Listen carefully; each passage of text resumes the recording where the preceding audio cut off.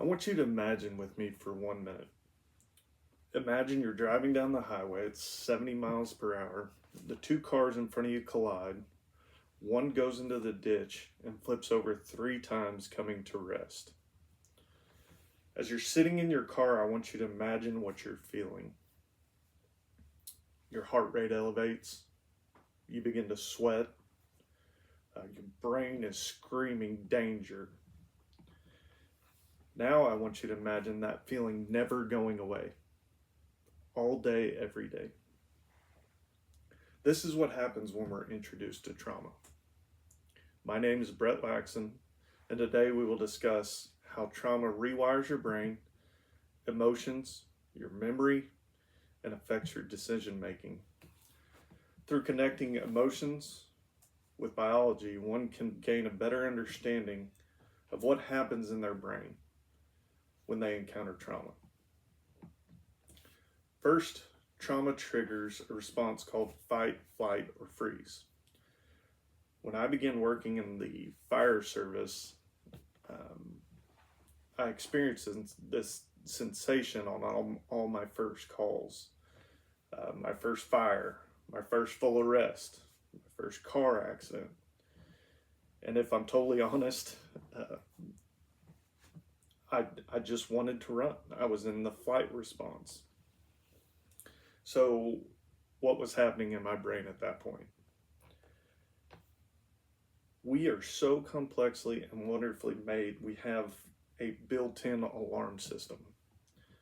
This area is called the amygdala. When we encounter trauma, the amygdala lights up and signals the body's sympathetic nervous system to go into full drive. The National Institute of Mental Health shows the amygdala processes fear and emotions and trauma and makes it hyperactive.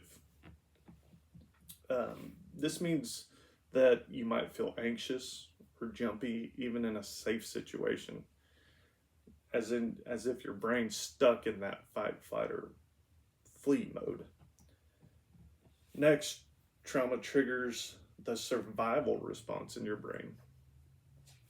Hormone chemicals get released in your body that protect you, which begins to initiate shutdown of certain areas of your brain to protect you. One area of your brain in the front area of your left side is called the Broca's area. In the book, The Body Keeps the Score, Dr. Bessel van der Kolk states, without a functioning Broca's area, you cannot put your thoughts and feelings into words. So I want you to consider this. You might remember the smell of rain during a bad moment, but you forget what happens next. It's not your fault. It's your brain trying to protect you.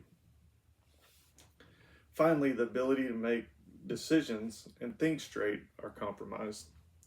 The prefrontal cortex, your brain's decision maker, takes a pretty good hit.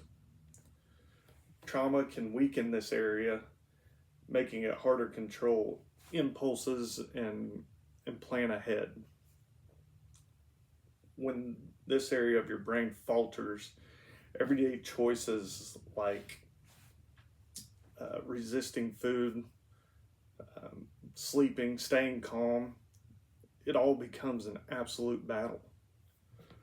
Trauma doesn't just haunt your past, it shapes your present and your future. Now, let's talk about some hope. Scientists and researchers have found that our brains and our bodies are so dynamically made that we have the ability to regenerate and heal. This is a term called neuroplasticity, and it's at the forefront of the discussion on trauma. In an article from Psychology Today, it states, plasticity is the capacity to be shaped, molded, or altered. Neuroplasticity, then, is the ability for the brain to adapt or change over time by creating neurons and building new networks. So, what does this mean for a person that's constantly experiencing fight, flight, or freeze experiences? It means there's hope. There is a period of reconstruction ahead, but through counseling, neuroimaging, and persistent work on oneself, survivors can regain control of their lives and escape the daunting and lasting effects of trauma.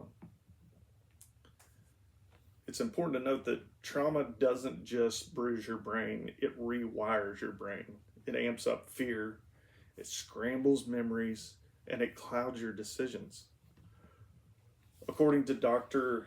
Aaron Behrens, healing doesn't happen all at once. But every small effort, every reflection, every word moves you closer to feeling more grounded, more whole, more in charge of your life. Through understanding and support, healing is possible. Next time you meet someone who has been through trauma, remember, their brain's fighting a battle you can't see, you can't understand. So let's offer them some patience, some hope, some understanding. Thank you.